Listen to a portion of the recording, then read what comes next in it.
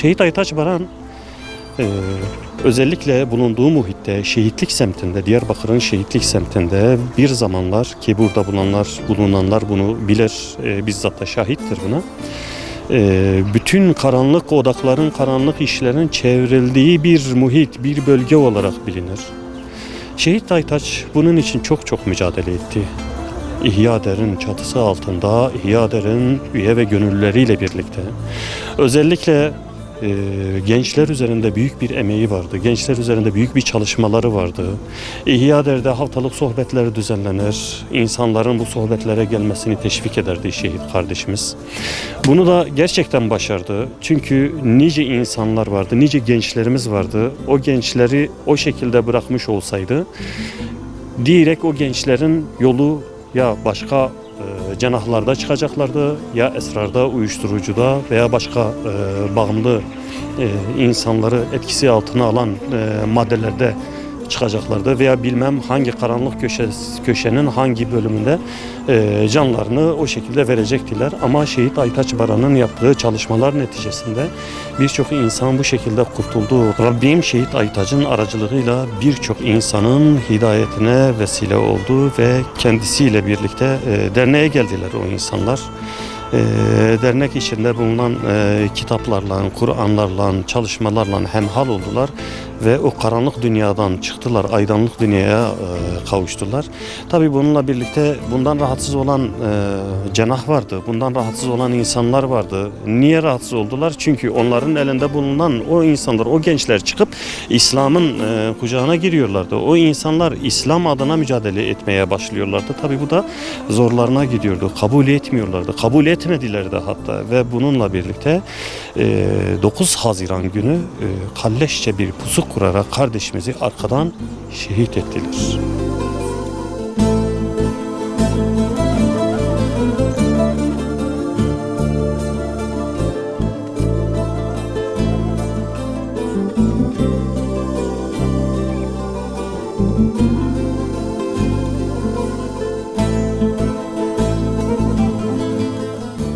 Tabii şehit bir şehadet aşığıydı.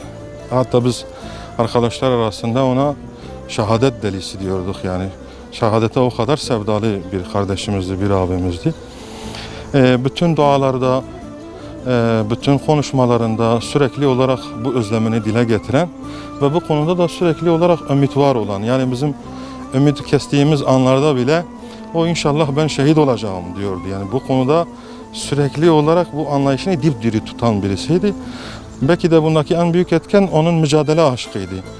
Allah'ın dini, Allah'ın davası için sürekli mücadele anlayışı ondaki bu ruhu dipdiri tutuyordu. Çünkü insanda o ruh körelmeye başladığı zaman veya dava anlayışı körelmeye başladığı zaman veya insanın kalbini belki dünyevi hastalıklar veya buna benzer nefsi hastalıklar kapladığı zaman o özlem insanlarda yavaş yavaş inebiliyor veya bitebiliyor. Ama Şehit Aytaç'ta biz bunun bittiğini hiçbir zaman görmedik. Azaldığını hiçbir zaman şahit olmadık. Sürekli olarak bu ruh onda dipdiriydi. Her konuşmada bunu sürekli özellikle dile getirirdi. Mesela Şehit Ubeydullah Durna'nın şehadetinden sonra kendisiyle bizzat konuşmamızda göreceksiniz inşallah ben de şehit olacağım. Bunu sürekli olarak bize hatırlatıyordu. Hatta şehadetinden 15 gün önce bile kendisiyle dükkanda, iş yerinde biz konuştuğumuzda 15 gün öncesinden bile inşallah ben şehit olacağım. Siz de gelip benim mezarımda benimle dertleşeceksiniz demişti kendisi. Dolayısıyla da ondaki bu ruh çalışmayı tetikliyordu. Mücadeleyi tetikliyordu. Zalimlere karşı, İslam düşmanlarına karşı sürekli bir mücadelenin olması gerektiğine inanıyordu. Ve bu anlayışla sürekli olarak da tabii sokaklarda çalışıyordu.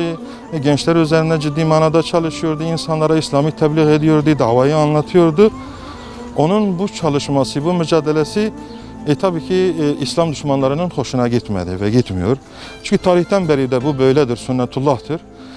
Müslümanlar ne zaman ki hakkıyla İslam'ın emirlerini yerine getirmeye başladıkları zaman zalimlerin hedefi olur. Çünkü o uyuyanları uyandıran, dolayısıyla da körelmiş olan kalpleri, belki kararmış olan kalpleri Allah'ın zikriyle, davasıyla aydınlatmaya çalışan bir muvahhiddi, bir mücahitti, bir davetçiydi, bir dava adamıydı.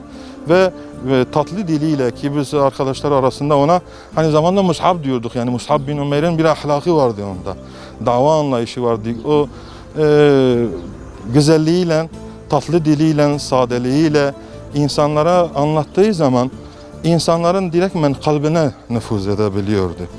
Hatta şöyle söyleyebilirim, belki nice insanlar var, çok okumuş olabilirler, ilmi birikimleri çok fazla olmuş olabilir. Fakat konuştukları zaman bazen insanların o sözleri insanlara ciddi manada etki etmez. Ama Şehit Aytaç'ın şöyle bir özelliği var. Selamun Aleyküm bile dediği zaman bu insanların kalbinde bir kıpırdanışa sebebiyet veriyordu. Çünkü içten söylüyordu. Samimi olarak söylüyordu. İnsanlarla kucaklaşması, küçük çocuklarla bile onlarla hemhal olması, dertleriyle dertlenmesi, gençlerle yine aynı şekilde, ihtiyarlarla, kısaca toplumdaki her türlü insanlarla onların seviyesine inerek bir davetçi anlayışıyla onları kucaklayabiliyordu. Bu da onun insanlar tarafından sevilmesine sebebiyet verdi.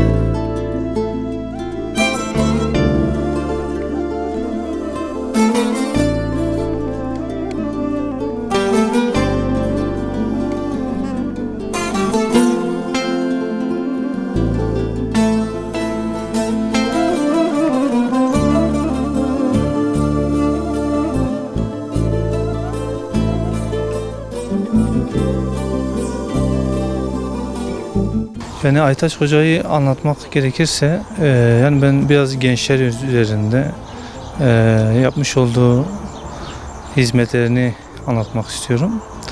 Yani ben Aytaç Hoca'yı tanıdığım zaman, yani ben de yani 19-20 yaşlarındaydım.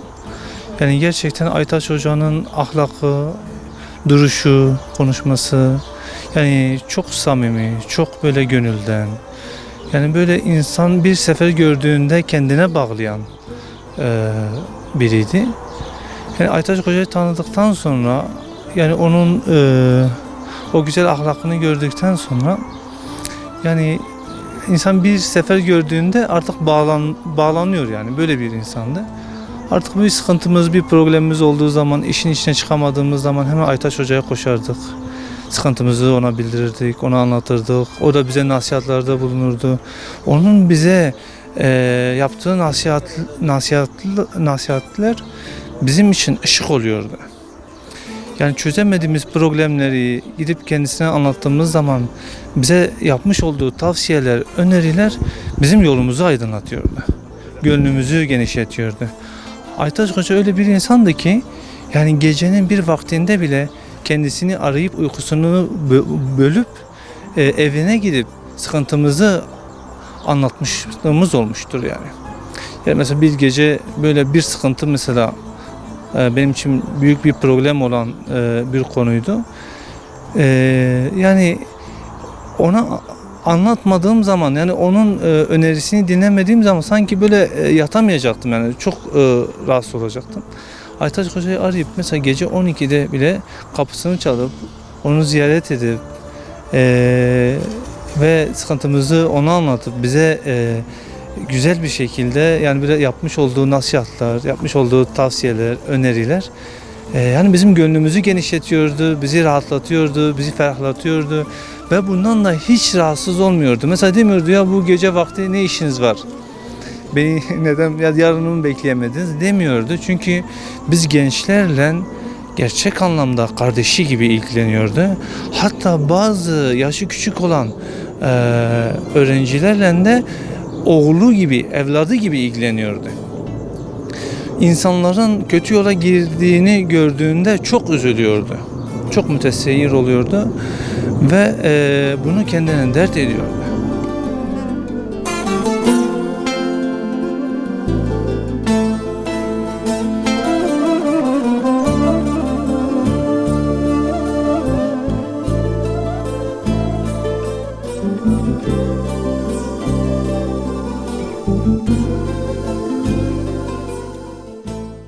Kardeşimiz çok arzuladığı emeline ulaştı. Çünkü sürekli insanların yanında, yanımızda, dernekte, oturduğu her yerde bir söz veriyordu ve o sözü sürekli tekrar ediyordu. Benim namazım, ibadetim, hayatım ve ölümüm alemlerin Rabbi olan Allah içindir. Sürekli bunu söylüyordu. Her oturduğu yerde bunu gençlere de nasihat olarak telkin ediyordu. Bu şekilde yaşayın diyordu. Kendisi bu şekilde yaşadı. Ömrünü bu şekilde harcadı. Gençliğini bu şekilde harcadı. Ve Allahu Teala da onun bu duasını kabul etti. O ahdetti, ahdinde samimi oldu. O samimiyetin karşılığı Allah da onu Kur'an'da müjdelediği cennete kavuşturdu. Rabbim istediğini verdi ona. Şehit Aytaç miras olarak bize büyük bir kutlu dava bıraktı. Büyük bir sorumluluk bıraktı.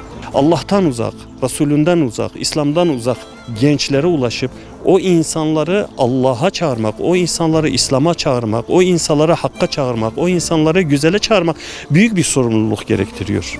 Büyük bir gayret gerektiriyor. Büyük bir azim gerektiriyor. Büyük bir samimiyet gerektiriyor. Çünkü bunu yaptığınız vakit mutlaka önünüzde karanlık odaklar olacaktır.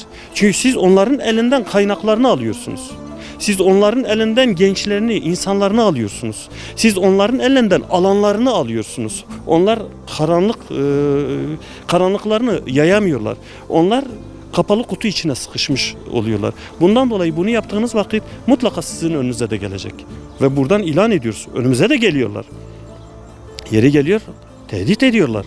Yeri geliyor, bizi belki katletmek için, belki şehit etmek için elinden gelen bütün gayretleri, çabayı gösteriyorlar. Karanlık mahvillerde, karanlık odalarda belki bu tür planlar yapıyorlar. Ama biz, gençler, Şehit Aytaç'ın öğrencileri, Şehit Aytaç'ın arkadaşları, Şehit Aytaç'ın bu kutlu mirasına sahip çıkan o insanlar vazgeçer mi? Asla. Son nefesimize kadar kardeşlerimizin, Şehit Aytaç'ın şahsında diğer bütün İslam şehitlerinin bize bıraktığı bu kutlu davayı, bu kutlu mirası Allah'ın izniyle en güzel şekilde son nefesimize kadar, sonuna kadar götüreceğiz. Sonumuz ölümdür. Biz ona iman ettik. O ölümümüzde neden Allah için olmasın? Rabbim kendisi için Şehit Aytaç'ımızın şehadetini kabul etsin.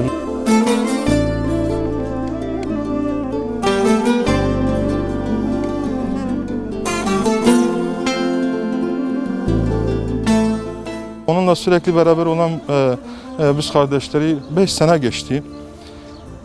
Bunu çok samimi olarak söylüyorum ki biz Aytaç'ı belki hatırlamadığımız gün yok. Herhangi bir mesele olur, bir oturma olur, belki bir yerde bir çay içersek veya bir arkadaşla oturduğumuz zaman Aytaç şöyle yapardı, Aytaç böyle yapardı, Aytaç şöyle derdi. Allah affetsin, yani bile onun en güzel şeyi kızdığında da sevincinde de insanlara bir şey demek istediği Allah sizi affetsin. Yani her türlü konuda dua etmeyi seviyordu. Dolayısıyla da Aytaç'ı anlattığımız zaman davasına çok samimi, İslam davasına çok samimi, çok hizmetkar ve bütün yükü omuzlarına almak anlayışıyla sürekli hareket eder. Kardeşlerine karşı merhametli ve şefkatliydi özellikle. Gecenin 2'sinde, 3'ünde yani fark etmez. Onun için o noktada zaman mefhumu yoktu. Aytaç abi kapısını insanlar çalabilirdi. Telefon açabilirdi. Bir derdini, bir sorununu, sıkıntısını, sevincini, mutluluğunu her konuda onunla insanlar paylaşabilirdi. Bu konuda kapısı açıktı ve kendisi de o insanlarla ilgileniyordu. Bir kardeşinin bir derdi olsa gözüne uyku girmez. Ve sürekli o insanlarla ilgilenmeye çalışır. Veya o sorunu halledene kadar rahat edemezdi. Dolayısıyla da biz Aytaç'ın şahsında aslında İslam davasının güzelliğini gördük. İslam davasının o muhteşem letafetini gördük. İslam davasının o hizmet anlayışını kendisinde gördük. Çünkü bir dava adamıydı, bir mücahit aynı zamanda sebatkar bir insandı, hizmetkar bir insandı, şefkatli bir insandı ve kendine dert ediniyordu. Yani toplumda İslami anlayışla kuşanmayan insanları veya ifsada sürüklenmiş olan gençleri gördüğü zaman bizim bu insanlarla ilgilenmemiz lazım derdi. Biz gitmezsek, ben gitmezsem, sen gitmezsen, bu insanlara biz bunu anlatmazsak kim anlatacak? Sürekli dert buydu. Dolayısıyla da bu dert onun zalimler tarafından şehit edilmesi noktasına kadar geldi. Çünkü özellikle PKK zaten 90'lı yıllardan beri işte Müslümanlara karşı düşmanlığı aleni olarak yapan bir gruptur ve İslami çalışmaların önünde set olmaya çalışan ve çalışan kardeşlerimizi de Müslümanları da kendisine hedef alan bir yapıdır. Derdi dolayısıyla da sürekli Müslümanlarla olan ve Müslümanları şehit etmeye çalışan bir harekettir. Bu noktada da Şehit Aytaç'ı şehit etme kararı aldılar ve en sevdiğimizi, ciğerparemizi, kardeşimizi, abimizi dolayısıyla da o çok sevdiği şehadete, çünkü onu gerçekten çok istiyordu, çok arzuluyordu. Hatta onun şehadet anıyla ilgili olarak şöyle söyleyebilirim, daha tam şehit olmadan biz hastanedeyken rahmetli babam telefon açtı. Son durum ne? Dedim baba çok sevdiği şehadete ulaştı. Hatta diyordu ki bazen ona söyleyin bu kadar şehadetten bahsetmesin, ben onun şehit olmasından korkuyorum. Yani insanlar onun şehit olmasından korkuyordu. Çünkü o kadar ki onu arzuluyordu. O kadar ki buna sevdalıydı. Ama tabii ki o sevdiğine ulaştı inşallah Teala. Bize de kutlu bir miras bıraktı. Özellikle belki son birkaç cümle babında bunu söyleyeyim. Bize bıraktığı bu miras çok kutlu bir mirastır. Kutlu bir dava bıraktı. Kutlu bir emanet bıraktı. Onun bu mirasına sımsıkı sarılabilmek için özellikle dava arkadaşlarının ve bundan sonraki gelecek neslin bu mirasa sımsıkı sarılabilmesi lazım. Bu mirasa sımsıkı sarılabilmek için de bu dava anlayışını iyice kavrayabilmek ve o mesajı insanlara ulaştırabilmek lazım ki bizim çünkü şehitler sürekli sünnetullah'tır. Tarihten beri onlar Allahu Teala'nın dinini, davasını kendi kanlarıyla sulamışlar ve bize o kutlu emaneti bırakmışlardı ki biz onlardan sonrakiler bu emaneti diğerlerine ulaştırabilsinler diye. Onlar da bize bu emaneti kanlarıyla bize bıraktılar.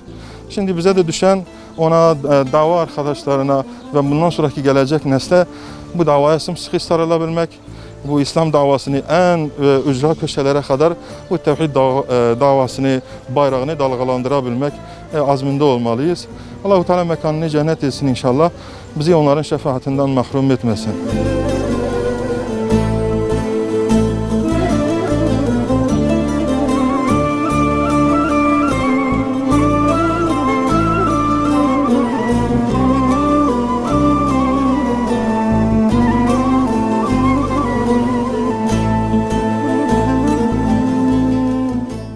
Yani Aytaç Hoca gençler üzerindeki etkisi, o güzel ahlakını gerçekten anlatmak yani olmuyor. Bazı insan anlatamıyor.